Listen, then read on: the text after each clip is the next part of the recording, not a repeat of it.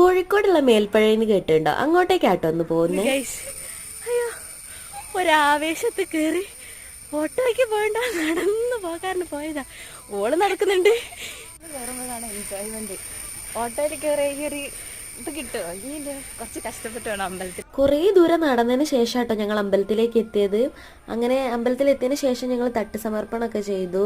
അമ്പലം അടിപൊളിയായിരുന്നു കേട്ടോ, കാണുമ്പോൾ തന്നെ മനസ്സിലാവുണ്ടാവും അടിപൊളിയായിരുന്നു. ഞാൻ അവിടുന്ന് ഫുഡൊക്കെ കഴിച്ചു കേട്ടോ, ഉപ്പുമാവും ചെറുപയർ കറിയൊക്കെ ആയിരുന്നു. എന്താണ് പറയാനുള്ള ഇത്ര കേറി വന്നിട്ട്? ഒന്നും പറയാനില്ല. കേറി വന്നിട്ട് എന്താ അടിപൊളിയായില്ലേ? അടിപൊളിയാട്ടോ, സീരിയസ്ലി നല്ല വൈബാണ്.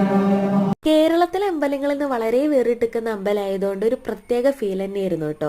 നമുക്ക് പെട്ടെന്ന് ഒരു തമിഴ്നാട്ടിലൊക്കെ പോയൊരു ഒരു ഫീലായിരുന്നു. അതുപോലെ തന്നെ പ്രസാദമായിട്ട് തരുന്നത് ഭസ്മാണ്. പിന്നെ അവിടുന്ന് കുറച്ച് പൂച്ചേനൊക്കെ ഞാൻ കളിപ്പിച്ചു കേട്ടോ. പിന്നെ അവിടുത്തെ ക്യാൻറ്റീനിൽ നിന്ന് ഒരു ലൈമൊക്കെ കുടിച്ചിട്ട് ഞങ്ങൾ തിരിച്ചു